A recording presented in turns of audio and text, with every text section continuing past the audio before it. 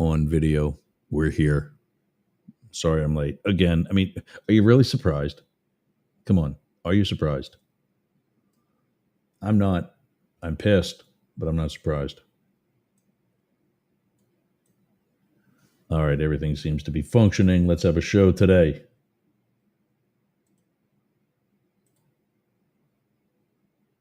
There's that. All right. I'll get Biz Growth Collective activism going.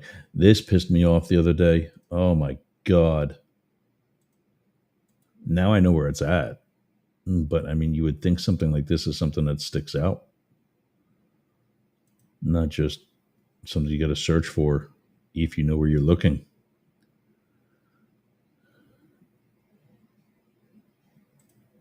Join event. There we go. All right.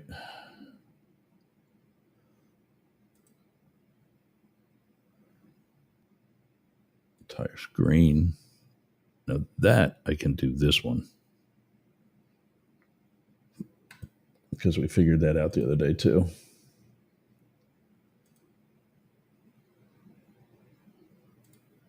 And for whatever reason, there we go.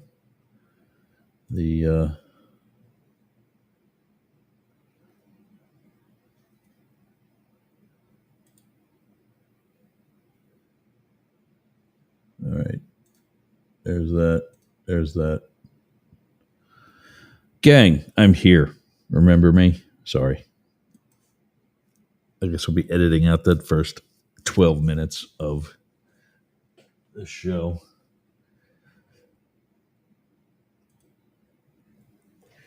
Who else is exhausted? Like, I do this all day, every day. Just me. And, you know, Matt helps for Fridays and Jane helps for Mondays. But I do so much else besides just the shows that it's exhausting. You know, yesterday, I took another 3-hour nap in the middle of the late afternoon into the early evening. Can't fall asleep at night. I'm up till 2, 3. Matrix needed to go out late in the night because, you know, his GI issues. So we got him outside. And now he's sleeping soundly on his dog bed right at my feet. I'm kind of thinking I got to turn one of the other air conditioners on today, though. I think it's supposed to be really hot, too. I mean, for this time of year, anyway. What are we getting up to today? 82. Not too bad. That's not going to be too bad. 84 over the weekend with some rain. 70s for the earlier to mid part of the week, and then low 80s into the following. So that's not bad at all.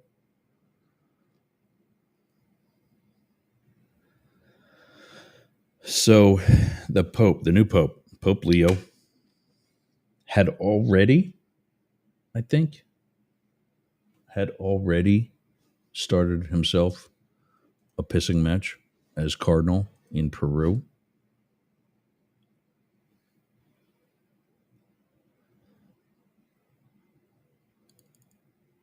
He spent years retweeting criticism of Trump policies. Yeah, the new Pope doesn't seem to be a huge fan of Trump or J.D. Vance. I mean, who with a brain is? This isn't that hard. And of course, we have T-Rump's reaction to the new Pope. Apparently, it was, you know, positive, like he means something. Oh, the president of the United States likes me. I guess I got to like him back. Yeah, that's not what's going to happen. But Donnie doesn't know that. Probably because he's not that bright in the first place. Everybody says, "Oh, he's stupid," or other people say, "No, don't count him out. He's very smart." He's not smart. He's not smart. He's calculated, and above all, experienced. If he was smart, he would have earned his degrees from Wharton and wherever else. He's calculated. He's experienced. It's a reason why you want somebody to run for Congress, even though you don't want him running for Congress. We'll talk about his approval rating. But first, there's the comments that Pope Leo once leveled criticism at Trump and Vance. Once? I don't think it was once. I think he's got a few shots out. According to all the news, according to all the news articles that I'm seeing on that topic.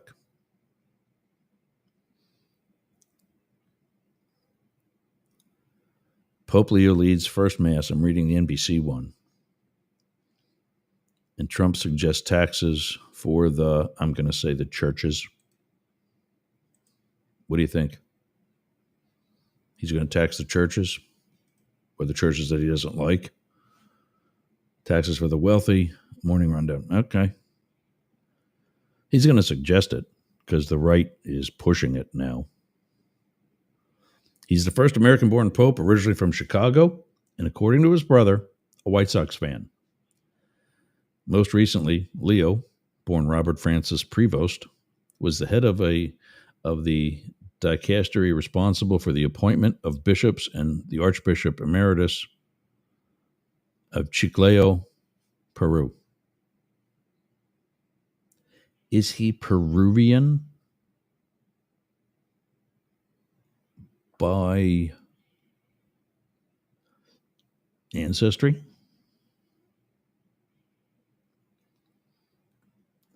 After white smoke billowed yesterday morning from the Sistine Chapel, yesterday morning, our time. In fact, it was actually, depending on where you are, it was about 20 after 12, about 20 minutes into our second hour. After white smoke billowed yesterday from the Sistine Chapel, the new Pope Leo IV greeted a joyful crowd of around 150,000 from the balcony of St. Peter's Basilica. His first public words, "Peace be with you all." Notably, Leo addressed his flock in Spanish and Italian, but not his native English. Why would you pick those two minority languages?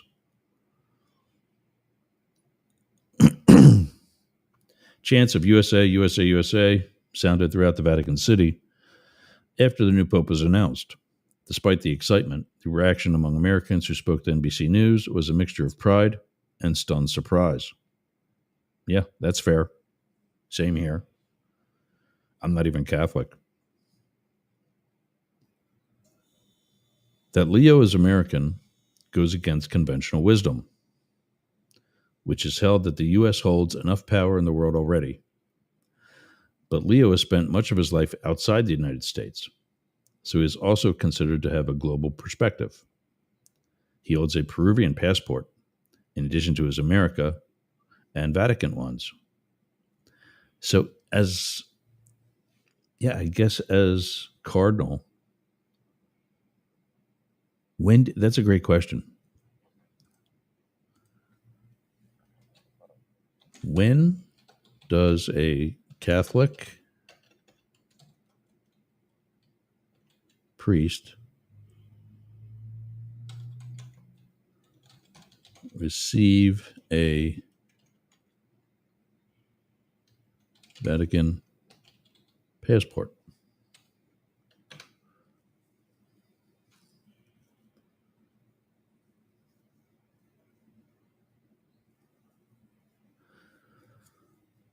Service passports of the Holy See, which is the Vatican, can be issued to people in the service of the Holy See, even if not citizens of Vatican City. Do priests have Vatican citizenship? No. Priests do not automatically become Vatican citizens upon ordination.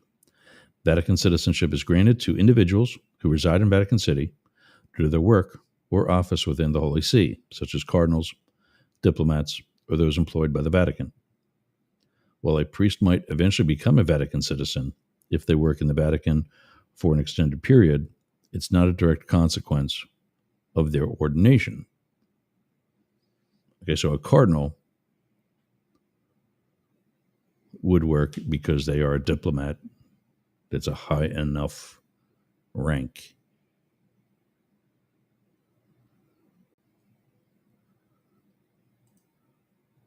Vatican passports are issued to citizens of Vatican City, and those citizens are primarily cardinals, Holy See diplomats, and individuals who reside in Vatican City due to their office or service.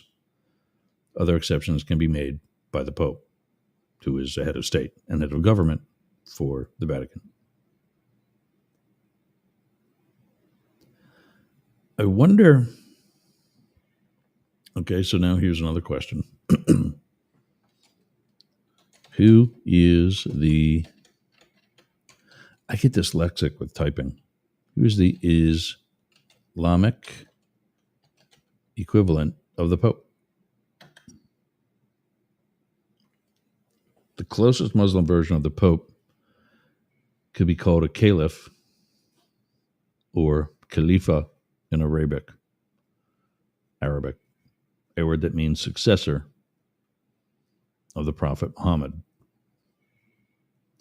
There is no direct equivalent, at least for the majority of Muslims. Because I know Mecca, the city in Saudi Arabia, is the big city for Islam. But I think the other thing about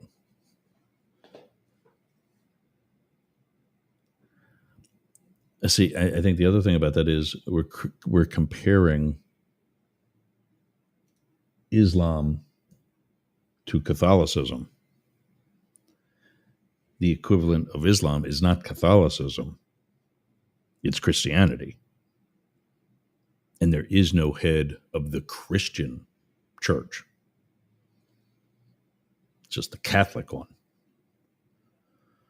And other sects have, sect is S-E-C-T, plural with S, not S-E-X. Other sects have their respective heads, nothing quite like Catholicism. So I guess it would be divisions within Islam, Sunni, Shia, what's the other big one? Kurds, and whatever else. And then in Judaism, there's no single figure equivalent to the Pope. In Catholicism, Judaism doesn't have a hierarchical structure. But see, there again, Judaism is not the equivalent to Catholicism. Judaism is the equivalent to Christianity. And so again, while some Jewish communities have chief rabbis, they primarily function as leaders within their specific community and don't hold the same level of authority as the Pope.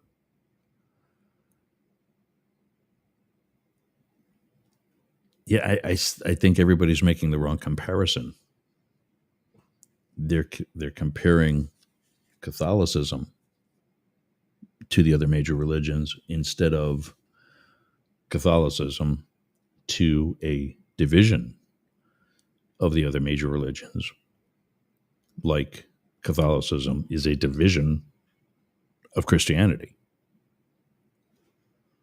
All right, so let's get back to his comments.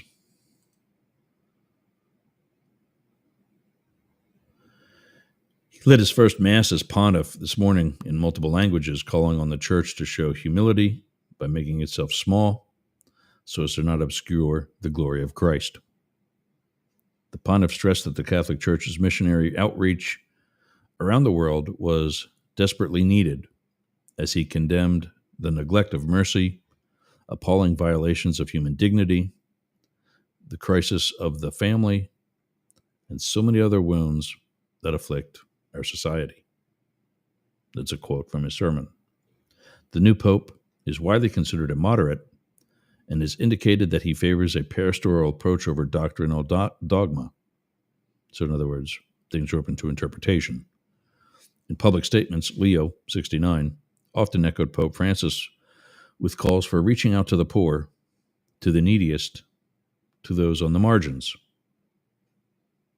His online footprint has shown him expressing support for gun reform, immigration, but indicating some disagreement with President Donald Trump and Vice President J.D. Vance. As a young boy growing up in Chicago's South Side, Leo is recognized as just godly by his elementary schoolmates. He attended a seminary high school in Michigan and earned a bachelor's degree in math at Villanova University, very close to where I am from.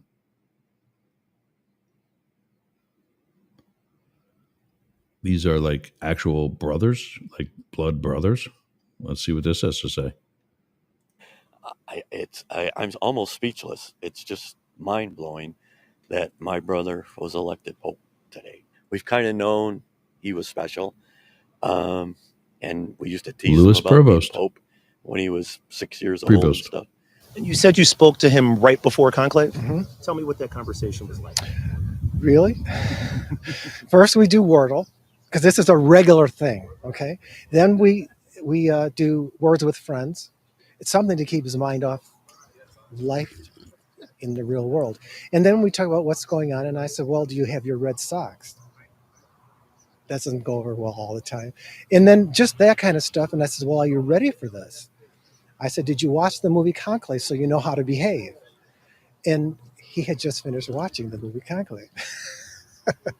So he knew how to behave. So it's that kind of stuff, because I wanted to take his mind off of it, and laugh about something, because this is now an awesome responsibility.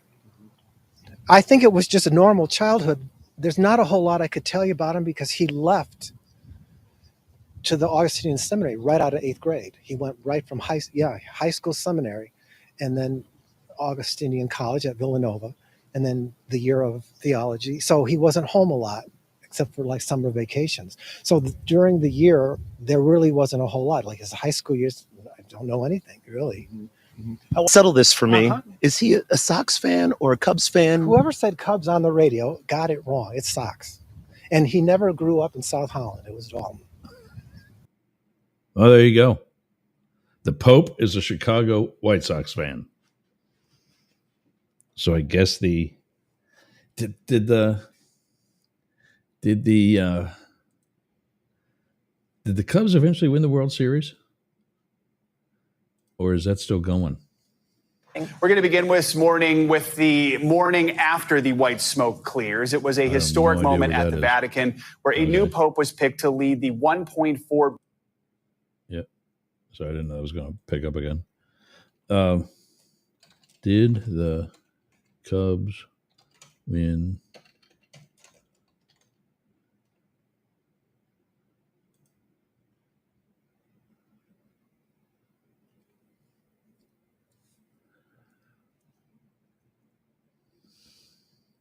So they did win in 2016 over the Guardians, formerly the Indians.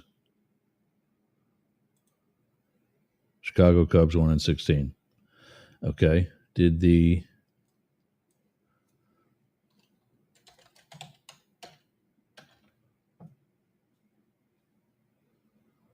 White Sox won the World Series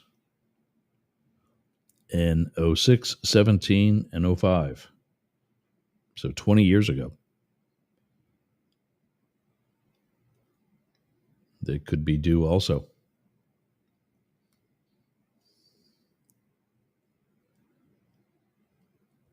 But that was a long stint as well.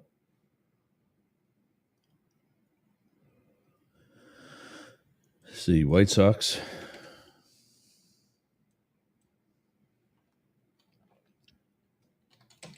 Record.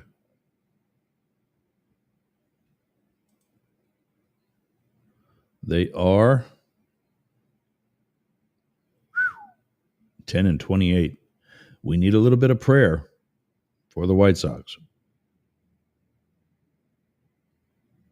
Wow. 38 games and they won 10 of them. That's almost 1 in 4 I mean, 2 more losses. That's 40 games.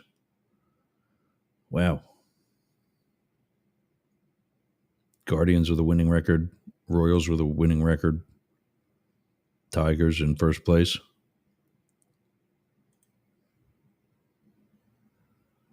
Rays are 16-21. Ugh. It's 5 games under. 5 games under 500. Also 5 games back. So that's actually pretty tight, I think. Because teams can go on a slide, others can go on a.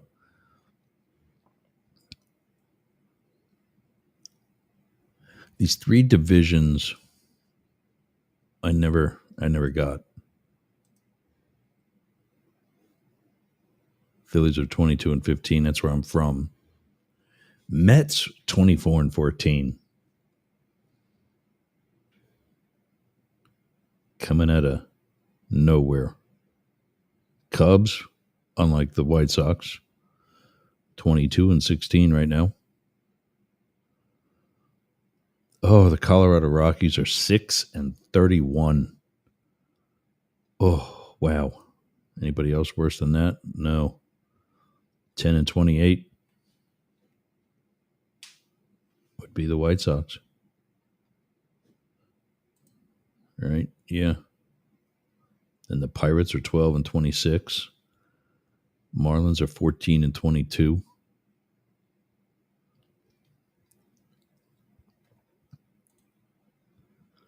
Orioles are 13-23. Angels are 15-21.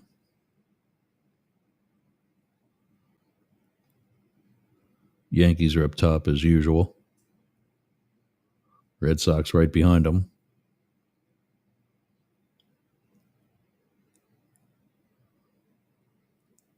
Red Sox also played 1 more game, too. So that's always counted or considered. Yeah, I'm not sharing this on all my other. I thought I was sharing this the whole time. We got chats to take it. There we go. I don't know why I'm doing sports all of a sudden today, but because the White Sox need papal prayer to get out of the basement of their division, and that's who he is a fan of. See, I would never say who I'm a fan of because it's a curse. Good morning, gang, and to you, yours. Yeah, good morning, Ken. Sorry I was late. If you were panicking again, it doesn't seem to matter. Whatever I do every morning, I can't seem to be on time with video. He was initially.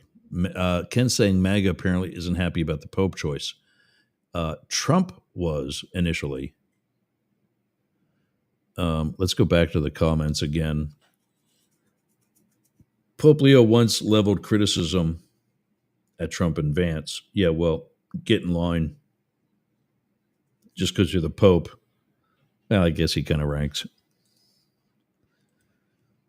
This from Reuters. MAGA is not amused. Well, there you go. Ken said it. His Twitter account shows critique of Trump administration policies. Yet again, nothing that should be earth-shattering. It's just not. I got to take a break. But when we come back, we'll finally get into papal comments before and after becoming Pope. And Trump's reaction. Let me take a quick break. When we come back, we'll hit that and then get into hour number 2. This is Up the Middle. Slow start today. Looking forward to a weekend. But we'll hit it up when we get back. What are you doing later? I'll tell you what I'm doing. I'm going to the gym. But not just any gym. Momentum Fitness and Wellness. Walk right up to the door. There's a QR code on the door. You can sign up right there. You've got no excuse. But not only that, their equipment is amazing. It's kept up well. It's expanded. There's stretching area. There's CrossFit. There's hardcore training, a dedicated area for stretching, dunk tanks, sauna, everything you need to get that Hernando beach body or keep your Clearwater beach body. You can train with your shirt off, you can scream, you can yell, and you won't be intimidated either. Go to Momentum Fitness and Wellness on US 19 in Bayonet Point, Jasmine Estates. Build the momentum.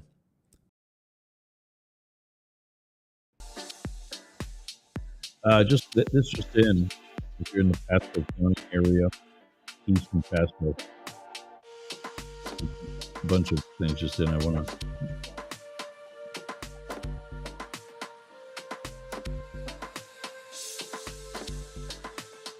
I got to go through a bunch of things here in this inbox.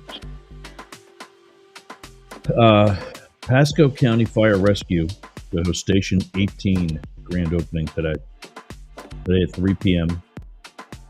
Chansey Road in Zephyr Hills.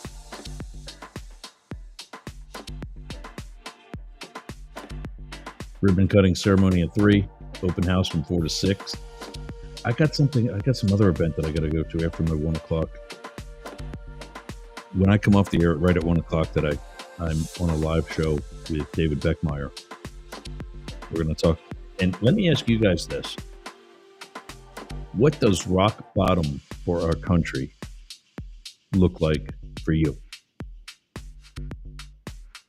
I thought a sitting president engaging in a coup, which is exactly what that was on January 6th.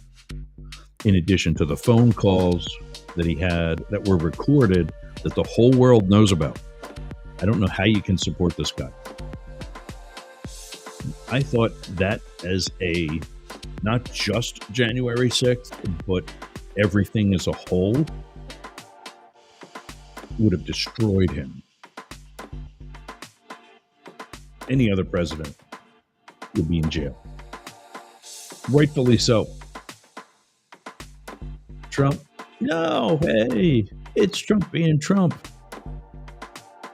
And you think that's okay?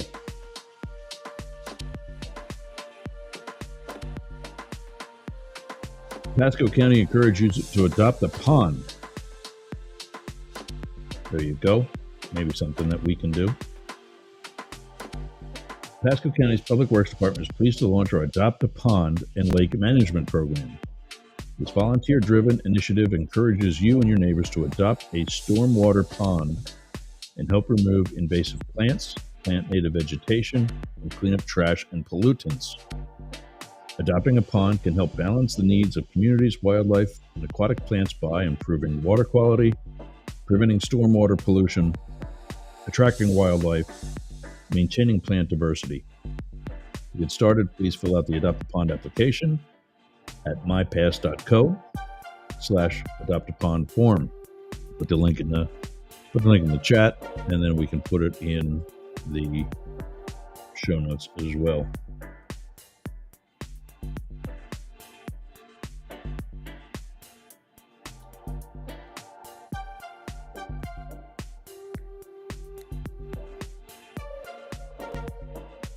For those of you in the Pasco area, not just Pasco County, but surrounding area, have a look at that. Environmental Program Coordinator Mila Turner says there are two main benefits of adopting a pond. By cleaning up stormwater pond, you can improve water quality before it flows downstream, and you create a healthier environment for Florida's native plants and wildlife.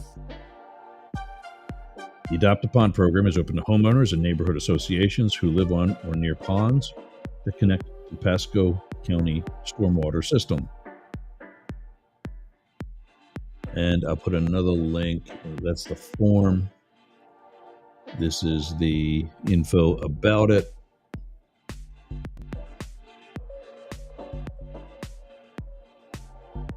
You can go to mypass.co, adopt-a-pond/adopt-a-pond to learn more. I think that's pretty cool.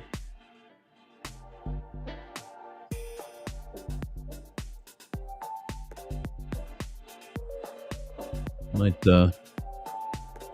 see what this form looks like here. Whoa, lots to do there.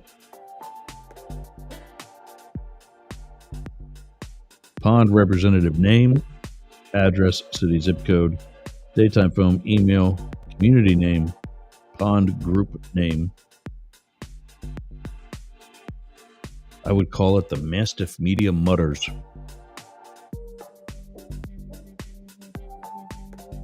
Nearest adjacent address to pond if different from address above.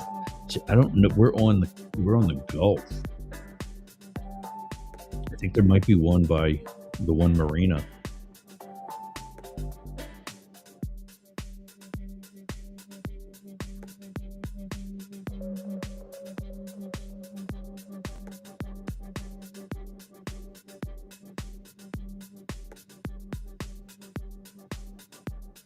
Represent a pond group in all matters pertinent to the Adopt a Pond program. Send notifications to all group members and pond property owners prior to each pond event. It's kind of a safety thing too, honestly.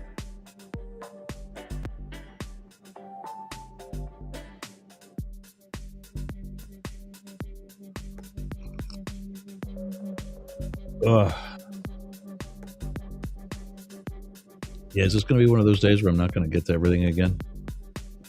You think? All right, enough of that.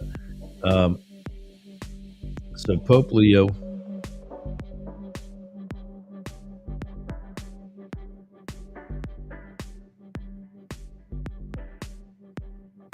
Okay, so here is... Oh, former U.S. Supreme Court Justice Souter has passed away.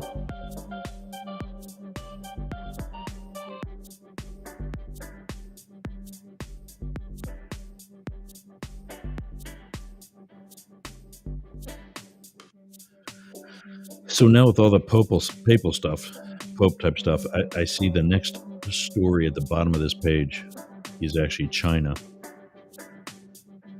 And I see the XI, which is G.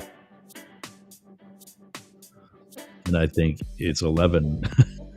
I didn't realize, because when it was half covered, and I didn't see what the rest of this caption read, so I thought it was, and I didn't see G's face in the picture, so I thought it was, some papal 11.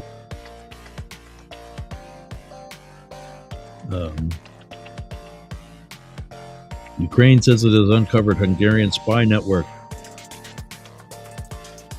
Hungary expels 2 in response.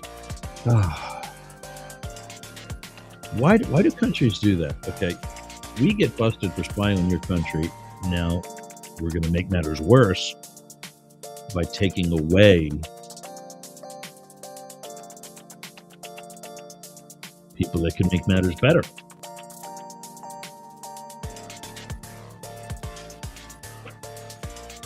Yeah, and I'm not surprised. I'll tell you my Hungary story. I've got to do a live spot here. I'm going to get myself in trouble. And we're on it, so let's talk about Build a Space as I burp up coffee and the Biz Growth Collective. Build a Space is helping me out with Yergs.com, and they're helping. I'm just busy. I'm just ridiculous busy. Or we'd have it updated even further. The Build a Space, excellent tech and marketing company. Check them out up in the top left corner of your top right as you're looking at the screen. Over there by hashtag Fight Censorship. Go to builda.space. Check them out. Tell John I said hello. And then also their biggest project is right here at the bottom of the screen, the Biz Growth Collective.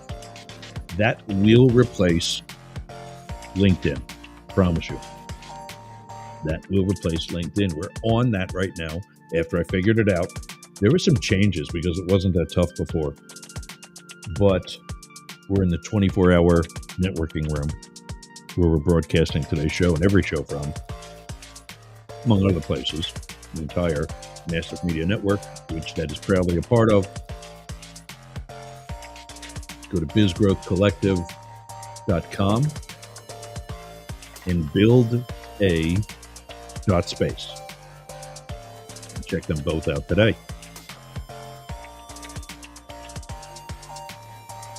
I got to take the build a space because that's, I don't know, my chair is all the way up. Maybe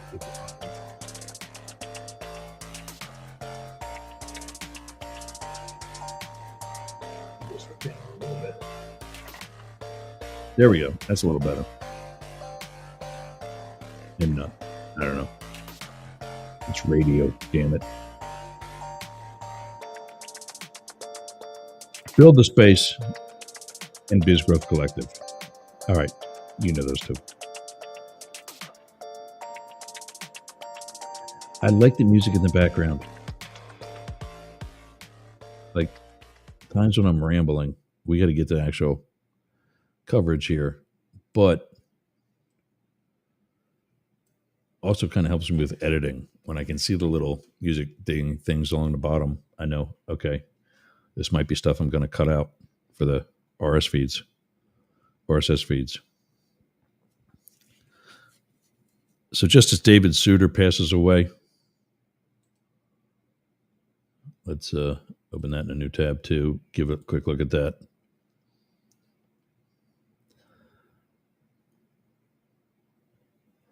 Bookish and reclusive jurist David Souter, who joined the U.S. Supreme Court as a supposed conservative, the stealth nominee, but instead emerged as a liberal justice who backed abortion rights and dissented in the 2000 ruling that gave the presidency to Republican George W. Bush, died on Thursday at age 85. Souter, who served 19 years on the court before retiring in 2009, died peacefully at his home in New Hampshire, the court said in a statement on Friday. Justice David Souter served our court with great distinction for nearly 20 years. He brought uncommon wisdom and kindness to a lifetime of public service, Chief Justice John Roberts said in the statement. He will be greatly missed. The liberal stalwart William Brennan suddenly retired from the nation's top judicial body in 1990. Republican President George H.W. Bush chose Souter, then an obscure federal judge from New Hampshire with almost nothing known about his views on major issues. Tactical error, H.W. Bush, in selecting Souter, said he was familiar with his nominee's general views but did not apply the litmus test approach on abortion or other issues. White House officials at the time assured conservative Republicans that Souter would be a home run when it came to his legal views. During a Senate confirmation hearings, the Harvard Law School graduate who had served as New Hampshire's Attorney General and a state court judge was dubbed the stealth nominee, with U.S. liberals fearful and abortion rights groups announcing their opposition. But Souter instead became a favorite of American liberals and a source of immense disappointment to conservatives. He supported abortion rights in a 1992 ruling that reaffirmed the 1973 Roe v. Wade decision that had legalized the procedure nationwide, as well as backing affirmative action programs to help minorities overcome past discrimination and campaign finance restrictions aimed at combating political corruption. Souter joined 3 liberal justices in dissent in the 5-4 Bush v. Gore ruling that ended a recount of ballots in Florida and effectively declared Republican George W. Bush, the son of president who appointed him, the winner of the 2000 U.S. presidential election over Democrat Al Gore. And when we say the son of the U.S. president that appointed him, we're talking about Justice Souter. There is no justification for denying the state the opportunity to try to count all disputed ballots now, Souter wrote in dissent. Souter announced his retirement at age 69, just months after George W. Bush left office, denying the son of the man who appointed him the chance to replace him and giving the opportunity to Barack Obama, a Democratic president.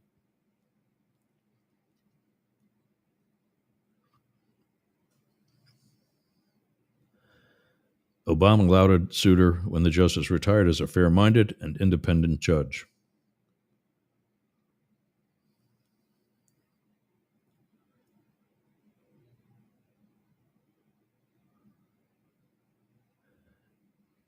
An intellectual lobotomy.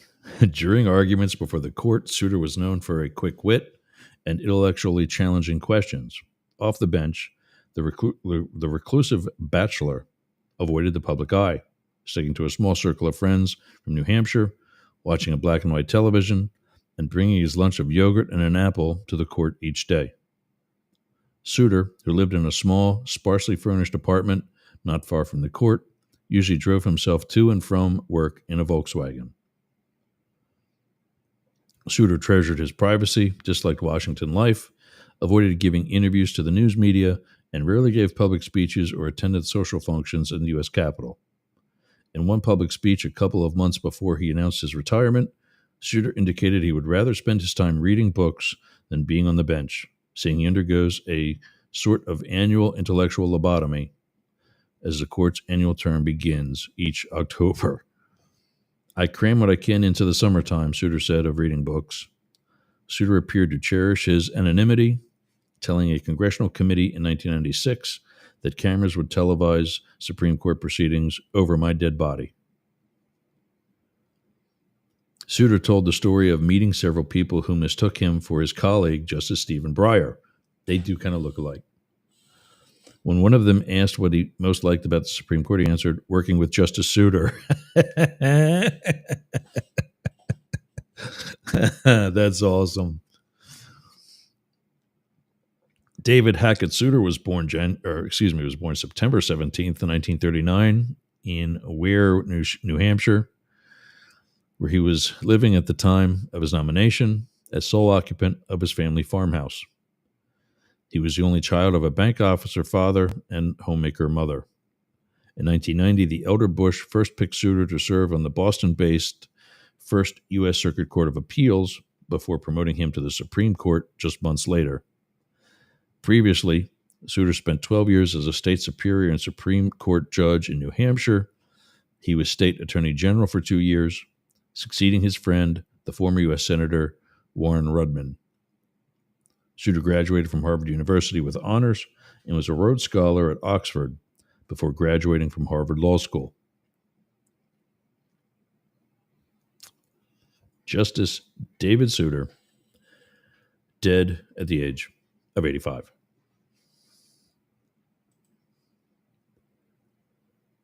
Yeah, I didn't get to the chat today. And apparently there's nothing there to see. Oh, Vivian XXXXX. Well, I wonder what her videos are like. Hello, Vivian. Welcome to Up the Middle. Lots on Eric's Media, on D-List, on Facebook, YouTube. I'm still on YouTube because I didn't take that off, because I didn't put back up Rumble, but I will. I got a long weekend ahead of me. I got a long day ahead of me today. In 1 hour from now, I'm going to be trying to go. I can't go live on my account because I'm going to be going live on Substack. I don't know how, because I tried to do it last night and I don't have enough subscribers, not followers, subscribers. And every time I try to do the expedited application, it goes poo-poo. I had to say poo-poo because we're still on terrestrial radio out in Las Vegas for another 4 minutes and 28 seconds. There's some quick math for you. Let's give a rundown. Oh, I wanted to email, admin, UG Media.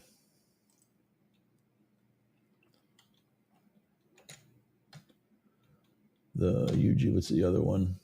Events. There we go. Yergs. Me. Password not working.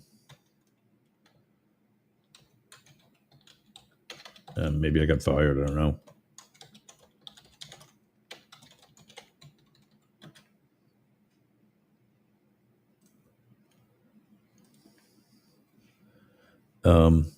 We broadcasted earlier, and I think we broadcasted on there by accident, so maybe they cut it. And I didn't know we were broadcasting there until I checked through a bunch of things, and I forget when. I think we were doing that with the guys down under. It must have been. I think, you know what it was? I think when we were doing last week when we were covering their election coverage, I think it was the box on my program was still checked for the London station. I didn't uncheck it yet because it wasn't Monday yet. And I think we broadcasted there accidentally. So they might have cut us off. There's that. We can leave that up for now. We'll come back to this Reuters story. I got to go through some plugs. It's the end of the hour. For those of you listening on K-Shop, I got to check that connection quick before we lose them too. For those of you listening on K-Shop, come over to yergs.radio to listen to the second hour. I promise it'll be a little bit more informative. Today has been a bit of a poo-poo sandwich. But come over to yergs.radio. Or if you want to see the video, come over to yergs.com. I'm just pushing those two for right now, just because when some of these other platforms go down, there we go. We're on. All right. Yergs.radio for audio only, yergs.com. And that's 24/7, by the way, not just me either. Yergs.com for when our show goes live. You can get the video. And I should have probably put both of these up. Where is it? There we go. On the screen, yergs.com, yergs.radio. Check them both out. Jane Stahl, my Monday co-host. Those of you on K-Shop, get that show too. She can now be reached at Jane E. Stahl, Stahl, at Comcast.net. Meetup. Just if you want to join if you're a broadcaster and you want to join an amazing meetup group, I really love what we're doing with this group. Go to meetup.com and search Radio Roundtable, and you'll find me. If you need to, add Yergs to it, but that shouldn't be an issue. If you are somewhere in the world where you can't admit to listening to the show, maybe because you think it sucks or because it's political and it could get you in trouble with your government, write me at my pen pal, my hotel address, Yergs at sheyergs.com, CHEZYERGZ.com. Let me know where you're hollering in from, and we'll keep the news from that area coming to you. If you're in the Nature Coast or the northern Tampa Bay area, go to mysrca.com. Sign up today. That's for the Sea Ranch Civic Association. The Capital switchboard is 202-224-3121. Give them a call. Tell them Doge got a Goge. DNR Studios, we're on there right now. Go to dnrstudios.com, download the DCast app, and listen to Derek and Romaine Monday through Friday, 5 p. Eastern to 7 p. We're on there live, 11 a. to 1 p. Eastern. And I think if you click the live button, it's the station feed, which means you get the entire Yergs radio station. StudioBBB.org. That's Jane's art studio that she manages for our community in Boyertown, right on Philadelphia Avenue. That's the website, StudioBBB3Bs.org. Check that out. Also, the Boyertown Area Expression is our digital newspaper that she and Leslie Misko co-edit. Go to BoyerTownEricExpression.town.news to see what's happening in Boyertown. Matt is out today. He'll be back next week, I presume, I guess. He's the host of the Daily Crypto News. You can reach him, Matt, at dailycryptonews.net. You can get us all news, NEWZ, at Yergz, YERGZ.com. And for more information, go to yergz.com and mastiff.media.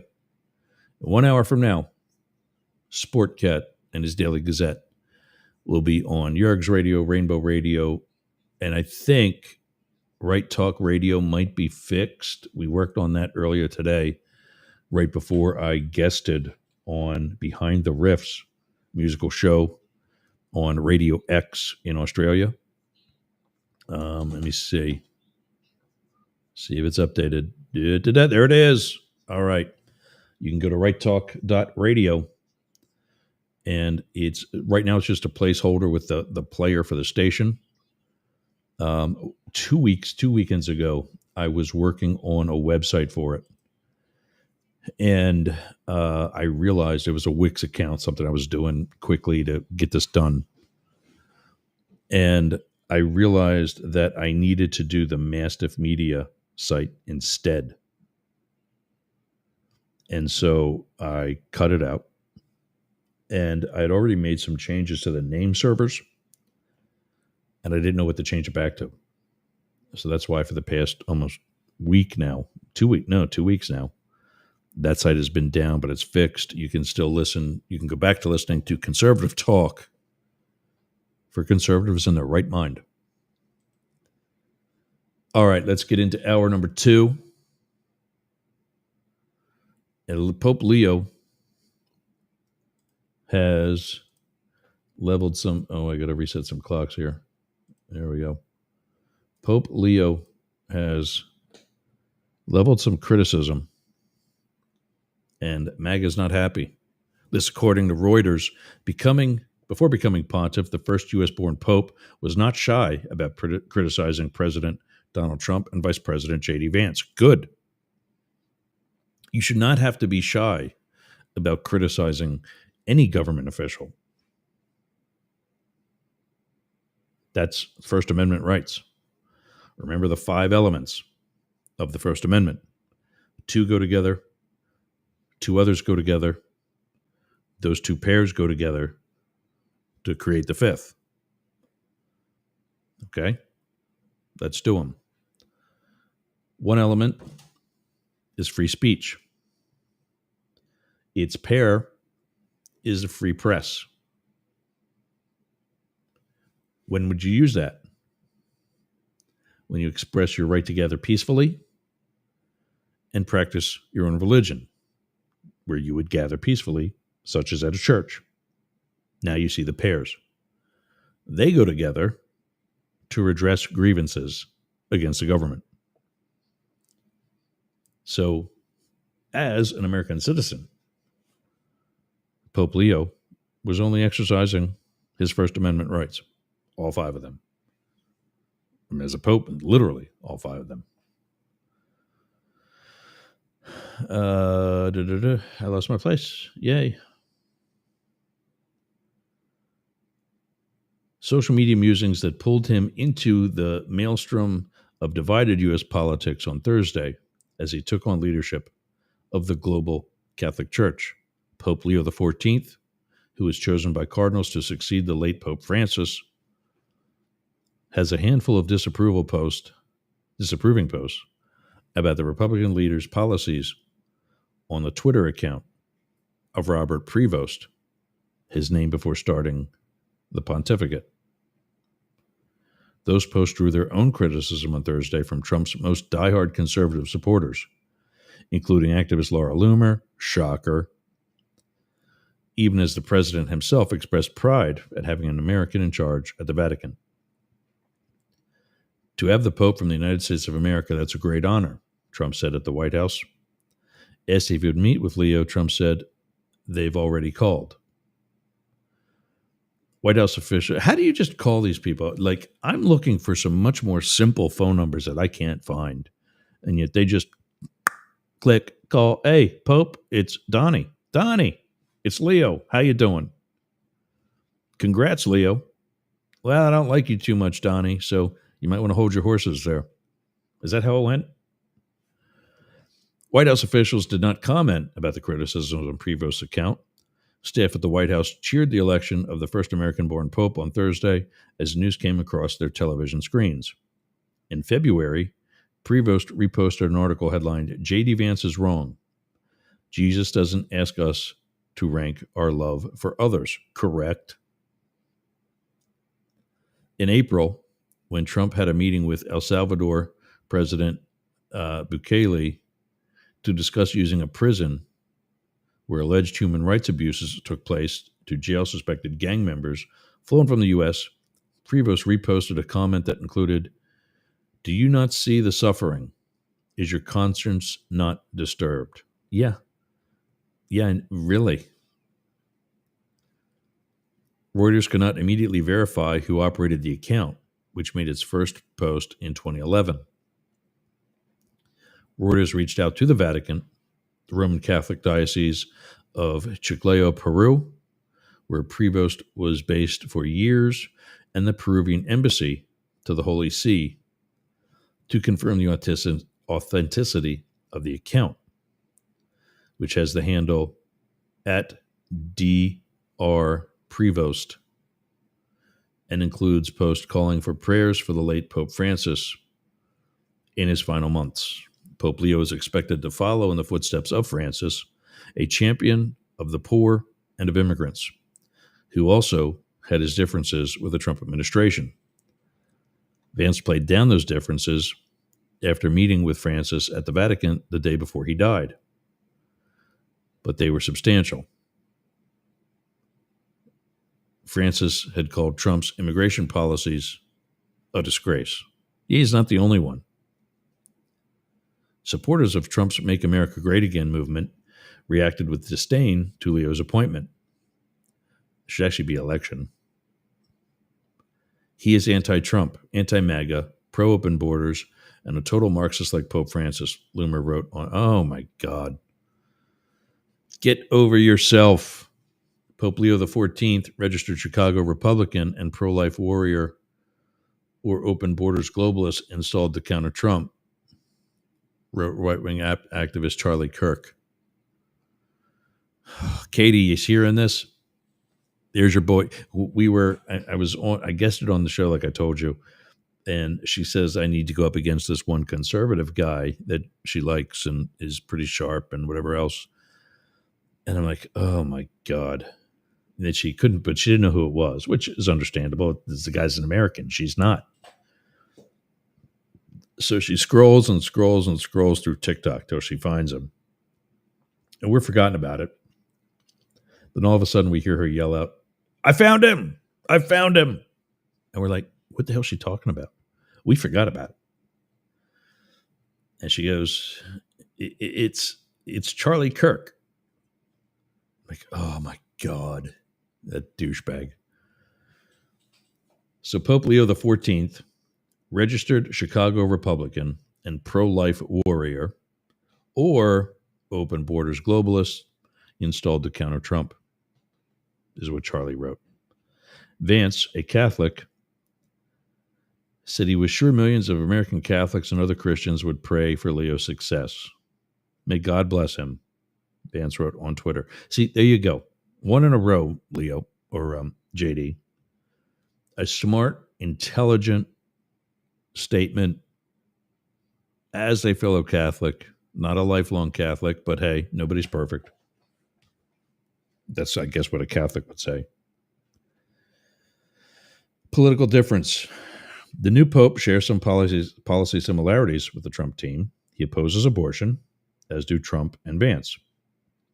But he supports work to combat climate change, according to a post urging followers to sign a Catholic climate petition. Trump removed the U.S. from the Paris Climate Accord that fights global warming. He has also spoken out against racism at the height of the 2020 racial justice movement that swept the global after the police killing of George Floyd, a black man. Prevost, then Cardinal Prevost, retweeted a series of posts of his then Twitter account urging the eradication of prejudged. Oh my God, my eyes are watering. I can't read. Prevost retweeted a series of posts on his then Twitter account urging the eradication of prejudice and hatred. We need to hear more from leaders in the church to reject racism and seek justice, he wrote on May 30th, 2020. Trump has done away with diversity, equity, and inclusion policies within the federal government and among its contractors, tools that supporters were used to fight back against U.S. history of racial discrimination and bias. Washington and the Vatican have at times found common political ground and at other times have seen their viewpoints clash. President Ronald Reagan and Pope John Paul II were fervent anti-communists, although they disagreed on nuclear proliferation. Reagan was the first president to establish full diplomatic relations with the Holy See. John Paul II was critical of President Bill Clinton's support for abortion rights, and he strongly opposed the 2003 U.S. invasion of Iraq under George W. Bush. Yeah.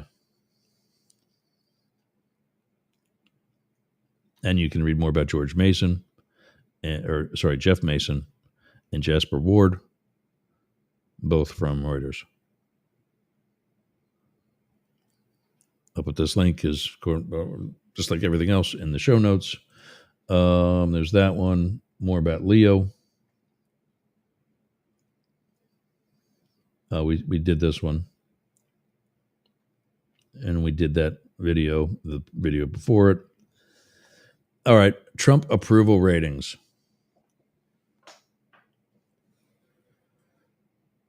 So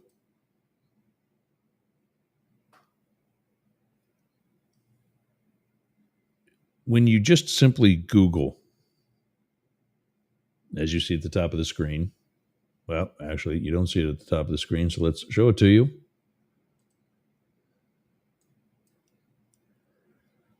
There's a conglomerate of opinions on Donald Trump's approval rating.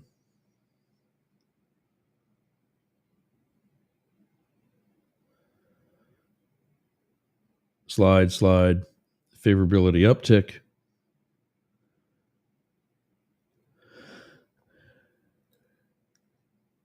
Oh, sorry.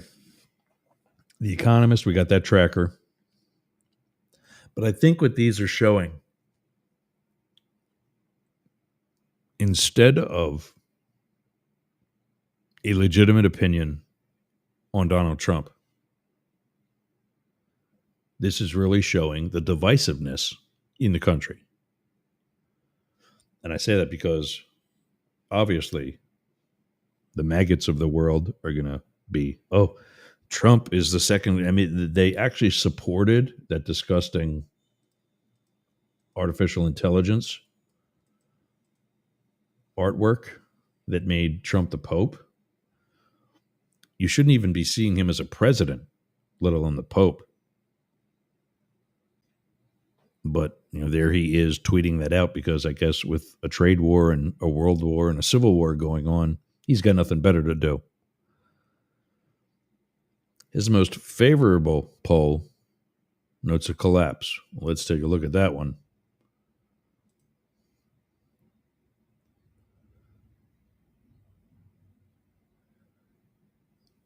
His approval rating has declined, according to a new poll, while Trump's net approval rating is slightly positive at 0.6.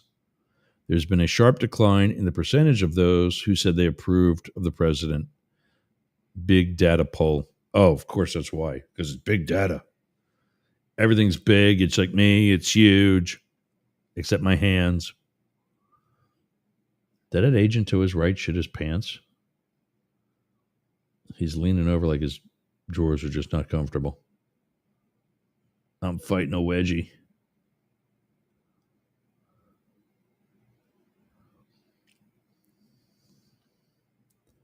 Yeah, let's see what this thing says.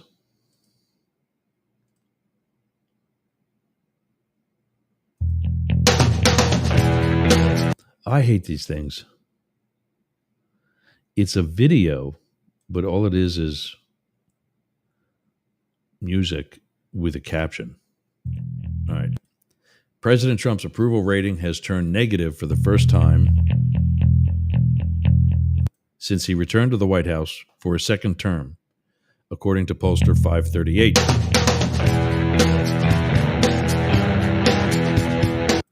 Per 538, Trump's disapproval rating overtook his approval rating for the first time on March 5th.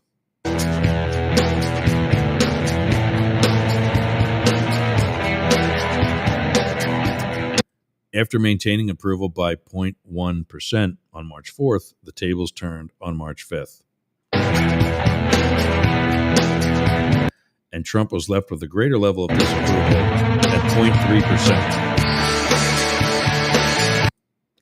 The 538 chart was updated on the same day Trump's new tariffs came into effect, and the stock market fell.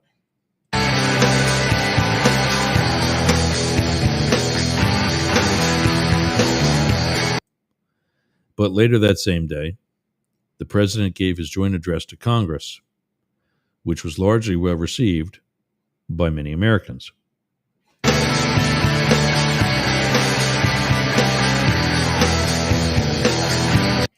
A poll by CNN showed that 69% of Americans had a positive reaction to the address.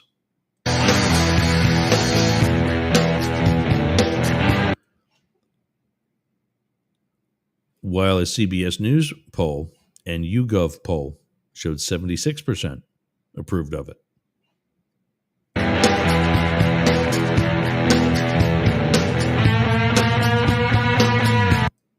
It was therefore a day of mixed signals for the president, but the shift in Trump's approval ratings could suggest his honeymoon period in office is nearing its end. It's been gone. Definitely been gone. And that's that. The U.S. Surgeon General, who never finished her residency and is not a practicing physician. So can you explain why you picked her to America's top doctor? Because Bobby thought she was fantastic. She's she's a brilliant woman who went through Stanford. And as I understand it, she basically wanted to be an academic as opposed to a surgeon. I think she graduated first in her class at Stanford. And Bobby really thought she was great. I don't know her. I listened to the recommendation of Bobby. I met her yesterday and once before. So here's the thing about all of that. And I agree, Surgeon General is more of an academic than a practicing doctor. That doesn't mean that they don't have any MD or DO or some type of doctoral experience. And what do you do as a medical academic and not practice medicine? How do you learn it? Where's your experience coming from? Yeah, I don't get that. And then here's the other thing that just seems to be rampant. You met her yesterday before naming her to be the Surgeon General. Never occurred to you that maybe you should actually know this person? And you go on a recommendation from Bobby. In case you're not tracking, who he's referring to there is the Secretary of Health and Human Services, under which falls the Surgeon General, and that is Robert Kennedy Jr., Bobby. Whew. Well, let's push through this remaining 6 seconds here. She's a very outstanding person, a great academic, actually. So I think she'll be great. Okay, you know what? Okay, fine. You know, if we're at a level of just needing an academic,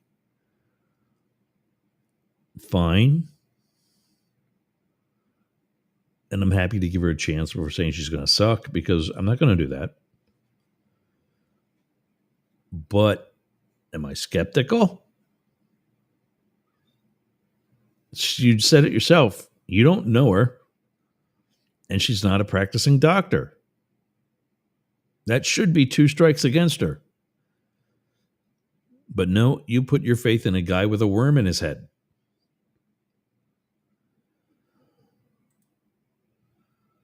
Okay. So we were looking at, his polling collapse. Why it matters? Trump recently adopted policies that have split opinions, including implementing, then pushing tariffs on trading partners and signing a flurry of wide-ranging executive orders. Negative polling could affect Trump's reputation, bolster his opposition, and persuade him to change his policies. What to know? The May 5th poll found that 48% approve of Trump, while 47.4% disapprove. In January, when Trump embarked on a second term in the White House, 55.5% approved, while 37.4% disapproved, for an 18-plus net favorability rating.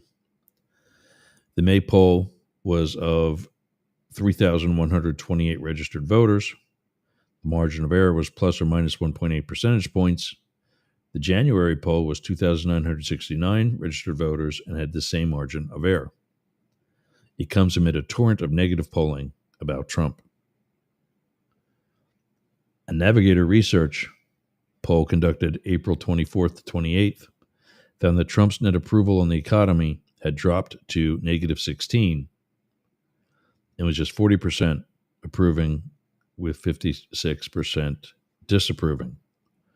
Meanwhile, according to a TIP called TIPP, Insights poll conducted between April 30th and May 2nd among 1,400 adults, Trump's approval rating ran among conservative voters has dropped from 77% in early April to 72%.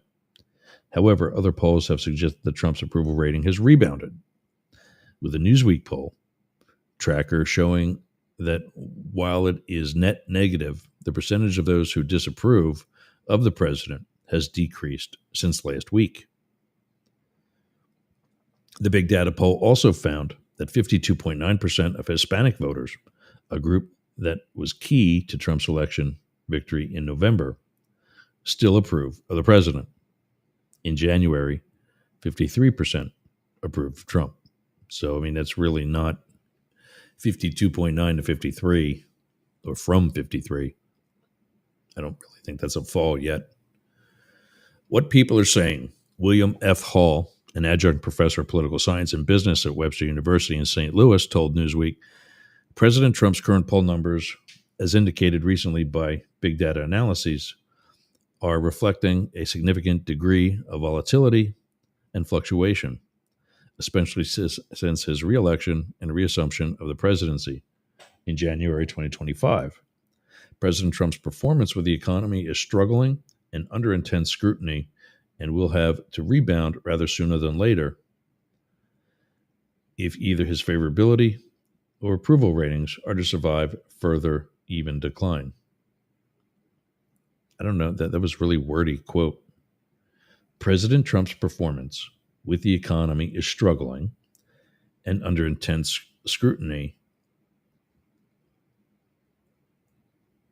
Okay, so that's one thought. There should be some commas in here. I think Jane would agree. President Trump's performance with the economy is struggling and is under intense scrutiny. And it will have to rebound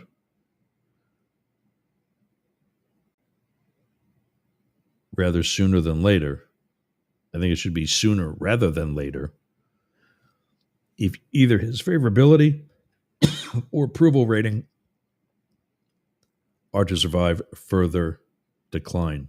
That was really, really wordy and poorly worded. Big Data poll director Rich Barris, this dramatic of a decline is not entirely surprising, given our last quarterly survey President measured President Trump during the honeymoon phase of his second term, but all honeymoons come to an end, and it's safe to say this one has as well. I think this ended a lot sooner than what people are thinking. And this is not just libtards criticizing him. I see a lot of people around here that should have been supporters that I don't think are. I just don't think they're with him, at least not fully. Party loyalty has a habit of regaining strength, and concerns replace optimism. President Donald Trump on social media. Trump's best poll numbers ever. Thank you. Meanwhile, no, they're not. Though did not say which poll he was referring to. None of them. This whole administration does that. They just say things. Oh, wow. Okay.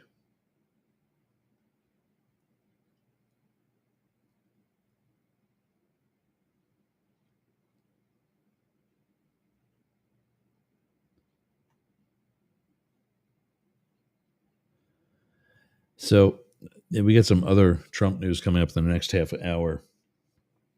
I want to get to what Doge is doing before we get out of here today.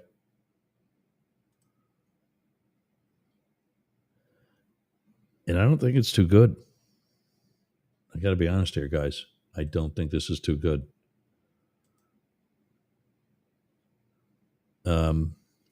There you see on your screen try to get rid of some of these other advertisements or whatever.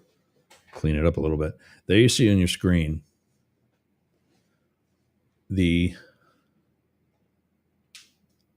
search. The actual math behind Doge's cuts from The Atlantic. From meme to movement. Is Doge saving money? From WDSU. According to Bloomberg, Doge isn't saving money. So what's it really doing? Fair question. CBS News says that Doge says it has saved $160 billion. Those cuts have cost taxpayers $135 billion.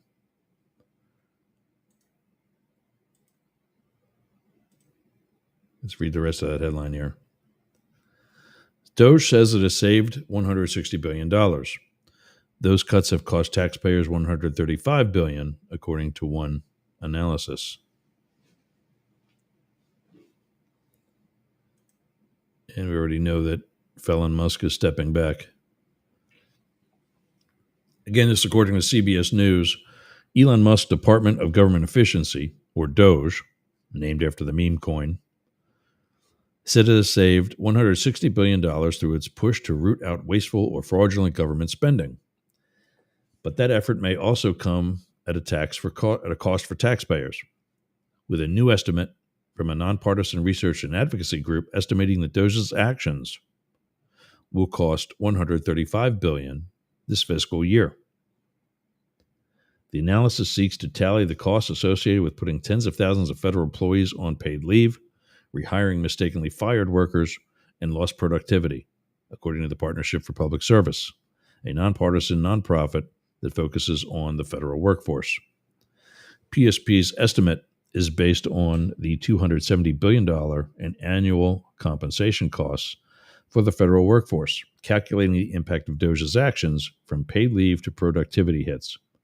The $135 billion cost to taxpayers doesn't include the expense of defending multiple lawsuits challenging Doge's actions, nor the impact of estimated lost tax collections due to staff cuts at the IRS. Doge has sought to slash federal spending by urging government workers to accept a deferred resignation plan, which allowed many employees to retain full pay and benefits through September without working. Another 24,000 government employees who were fired as part of the reform effort have since been rehired after a court ruling. Other agencies also have rehired some workers after mistakenly firing them, such as bird flu experts, who were dismissed by the U.S. Department of Agriculture. Federal workers have also had to take on tasks such as documenting their weekly accomplishments, which has lowered productivity, Max Stier, president of the Partnership for Public Service, told CBS's Money Watch. We haven't seen much focus on waste that Doge is creating, Stier told CBS Money Watch about its group's decision to analyze the costs of Doge's cuts. This is an effort that was created to address waste, but we were seeing the opposite. It's causing waste. Ultimately, it's the public that will end up paying for this, noting that he expects the taxpayers' cost to grow after other DOGE cuts take effect. The White House took issue with the analysis. Shocker. I didn't start this here. I got to start a clock to keep me on schedule. The White House took an issue with the analysis. The continued attempts to sow doubt in the massive accomplishments of this never-before-seen effort. That's not true either, but okay. Of this never-before-seen effort to make government more efficient speaks more about the illegitimacy of those peddling these falsehoods than good work of DOGE, White House spokesman Harrison Field said. The American public are in lockstep with the president's mission and will not be swayed by more lies coming from the legacy media. Didn't we just cover his approval ratings and lack thereof? Oh, well, here we go. Meanwhile, DOGE's efforts aren't winning over most voters, with a new Washington Post ABC News Ipsos poll finding that 57% of Americans disapprove of the way Musk is handling his job in the Trump administration. About 6 in 10 said they're worried President Trump will do too much to cut the size and role of the federal government, the poll has found. Why job cuts could raise costs. The IRS, which is planning on cutting roughly 40% of its workforce, could forego $232 billion in tax revenue over the next decade due to lower tax compliance and a decline in audits, according to an estimate from the Yale Budget Lab. To be sure, the DOGE cuts could pay off over time with a leaner, more focused federal workforce. For example, the direct savings from those layoffs will amount to $38 billion over 10 years, the Partnership for Public Service estimated. But Steyer maintains that the cost for taxpayers could grow as they ripple through the economy, such as reductions in funding of health and science research. One analysis by researchers at institutions, including the University of Maryland and University of Pennsylvania, estimates that cuts to health research will result in $16 billion annual economic loss with 68,000 jobs lost. That reminds me, footages. Feels like there's a bug crawling on my foot or something. We are going to be making a huge announcement with an amazing guest 2 Mondays from now. Caroline, I got to pull up her name here out of some of the emails. Where are you at, Caroline? Caroline Williams. Look up this young lady. She's the founder of Happy Healing and a passionate advocate for alternative health. Now listen to this. After being diagnosed with multiple debilitating illnesses, including multiple myeloma, Lyme disease, and rheumatoid arthritis. Myeloma is cancer, by the way. Caroline turned to fenbendazole as a last resort and experienced a remarkable recovery.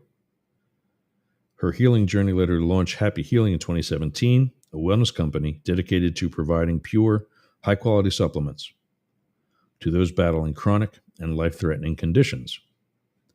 Today, she leads with a mission rooted in faith, transparency, and compassion, committed to spreading hope and helping others reclaim their health. She lives here in Florida with her husband and 2 sons and continues to be a trusted voice in the alternative wellness space. Happy Healing is a mission-led wellness company committed to offering trusted, high-quality supplements and pure fenbendazole products. Founded with a passion for empowering individuals facing long-term illness, Happy Healing exists to provide those who have exhausted conventional options with real, research-based alternatives they can trust. She'll be a guest here on Monday. Let me pull up a calendar. On Monday the 19th, I think in the second half of the show, because I want Jane to be a part of it. I just think she would be a great interviewer with me. Caroline Williams, Monday the 19th. I got to put that into like one of the things here.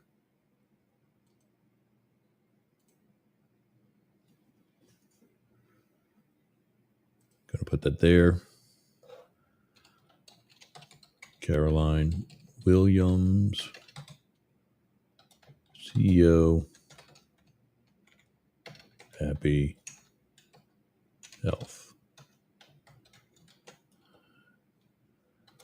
19 May.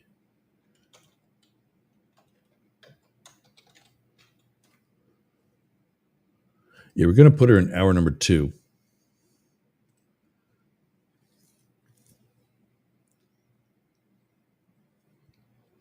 And we're going to put her in hour number 2.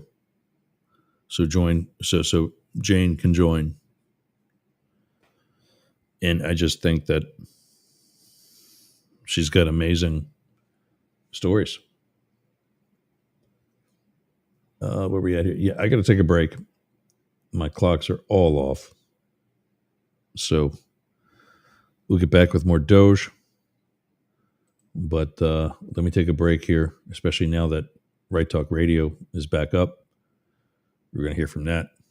And then wrap up with Doge.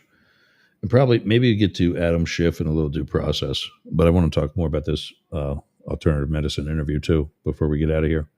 This is Up the Middle, coming from a voice that sounds like yours on the Mastiff Media Network. Hey gang, it's Yergs from Up the Middle. Are you conservative? Tired of being told what to think or how to think it? Or that you have to support a certain regime or quote-unquote administration? Switch on over to Right Talk Radio. Radio and conversation and political talk for free speech and for conservatives in their right mind. Right Talk Radio.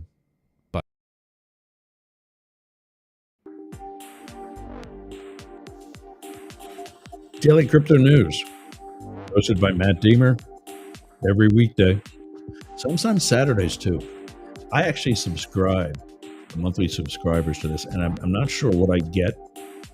If he was here today, that was going to be one of my questions because I wanted him to do a presentation on DCN and its occupation of the platform Substack, which is where I will be in 22 minutes with David Beckmeyer from Outrage Overload.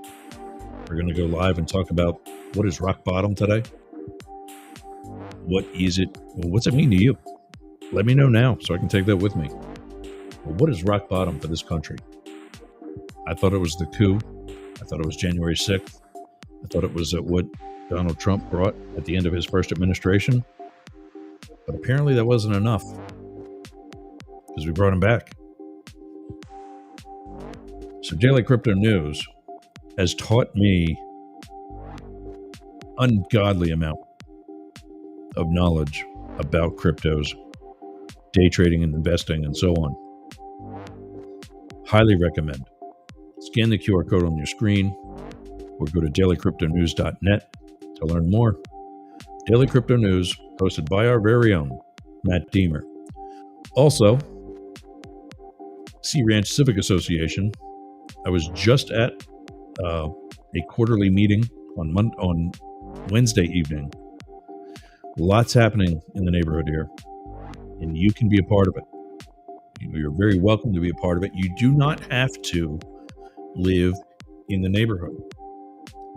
And in fact, there's a bit of a push to expand the association's reach. Some are for, some are against, but it's not prohibited. So scan the QR code up in the top corner of the screen over by the mic. Yeah, right there. Aside of hashtag fight censorship, or go to mysrca.com and sign up today. What does your membership fee get you besides coming to a monthly breakfast that you pay for anyway? The association does a bunch of things in the community that it pays for out of pocket. Some repairs, some when a bunch of us are without a home, they fed us for 2 months on end, breakfast and dinner, or like a breakfast, lunch, and dinner.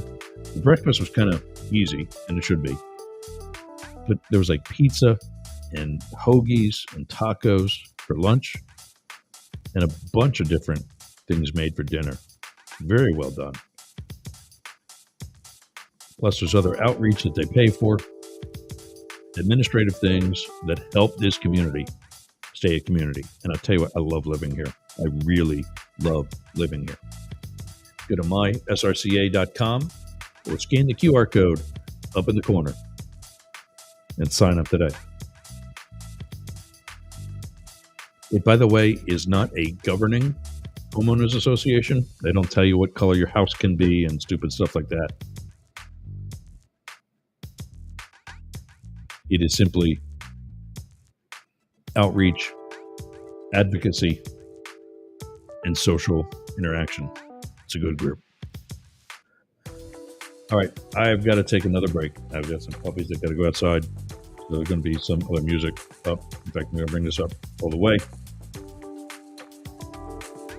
And I'll be back right after this.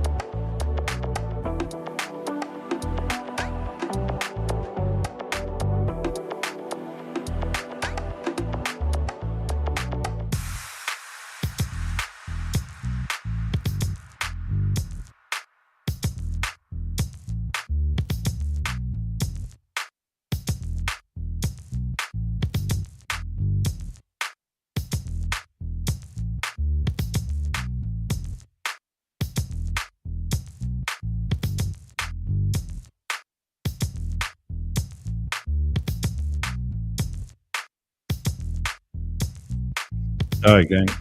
Back from commercial. Yeah, that was me. I had to go. Oh, feel better now.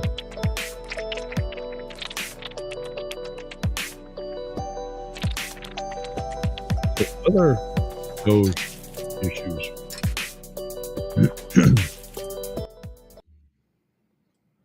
Other Doge issues. Let's go to WDSU, who's flat out asking, is Doge saving money?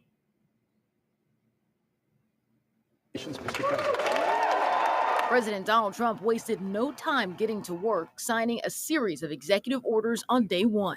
We're the only country in the world that does this with birthright, as you know. And as he marks his first 100 days, he's kept up the fast pace, signing around 140 EOs so far. And according to our Hearst Television data team, more than 120 lawsuits have been filed against the Trump administration, challenging a range of policies from immigration to Doge's legitimacy and access. Didn't he goof on Biden for using it like a magic marker instead of a pen? What did he use back there?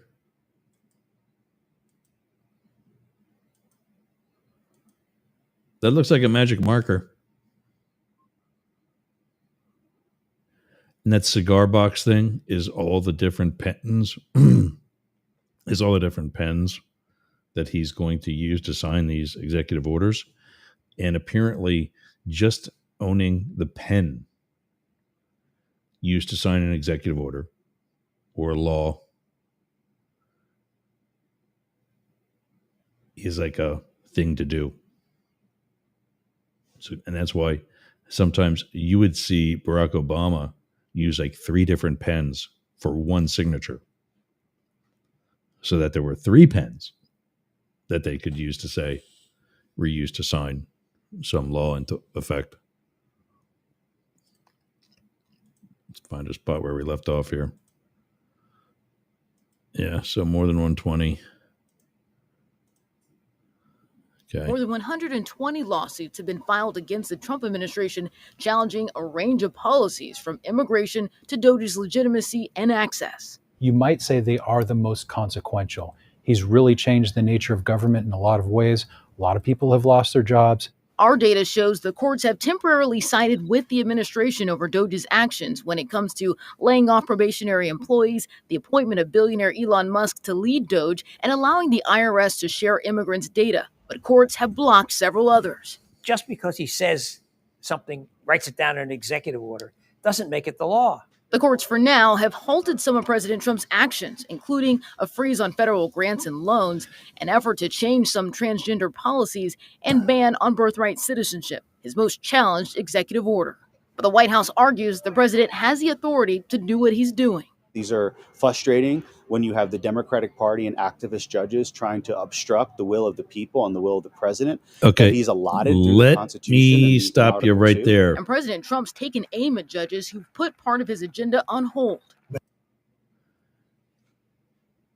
You know, I just sent to Phil Repko, this one teacher of mine from high school, who is politically active, vocally, but most importantly, is very well researched.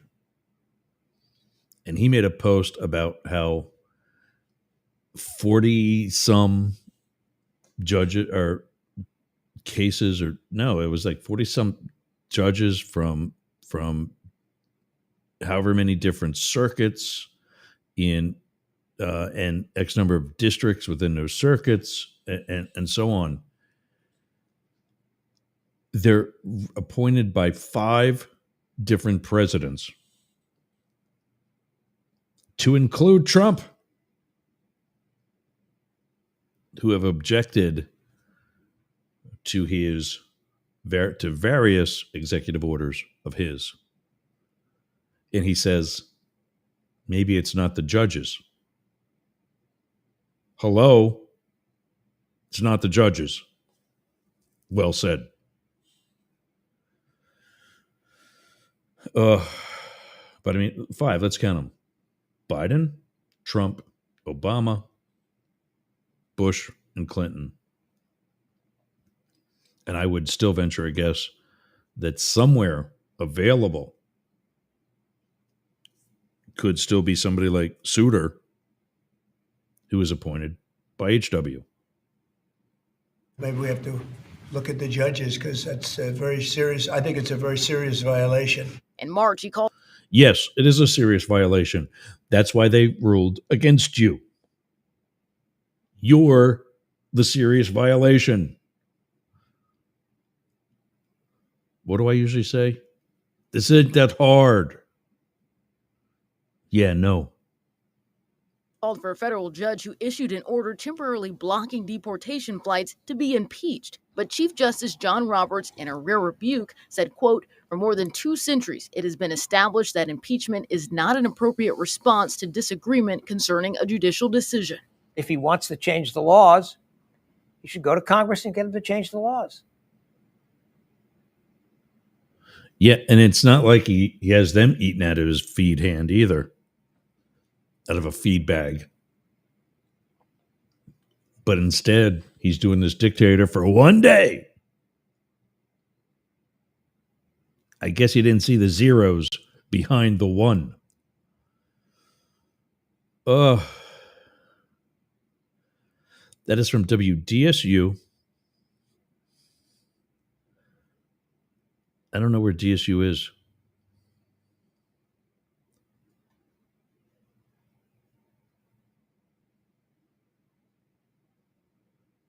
Oh, there we go. New Orleans. WDSU, New Orleans. And I'm guessing it's an NBC affiliate, but still, New Orleans, it's got to be a little bit for him. And still, they ran that story.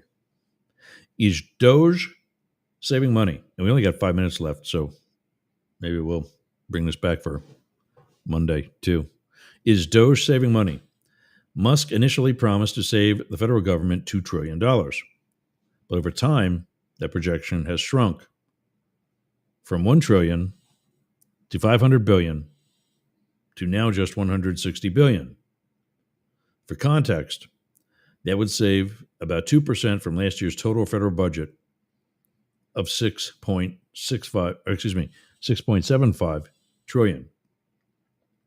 I'm excited to announce that we anticipate savings in fiscal year 26 from reduction of waste and fraud by $150 billion. Musk said in an April cabinet meeting. Questions have since emerged about whether Musk's latest estimate is feasible or accurate. I've been saying that. I've been saying that if it comes from him, it needs to be challenged. He's not going to tell you they suck.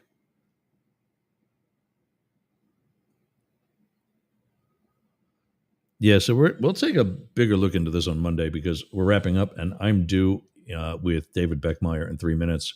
Let's go through plugs for this hour, tell you where everybody's going to be, what's happening, what everybody else is doing. Where is it at? There we go. Nope. Caroline Williams, CEO of Happy Health, will be here on Monday, the 19th at 12 noon. Make sure you're here for that, for some alternative health, alternative health options. Jane Stahl can be reached at janeestahl@comcast.net.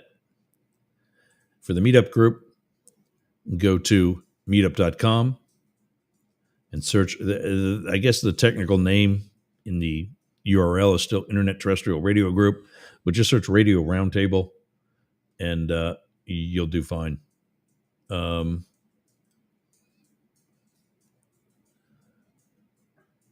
going to edit one of these here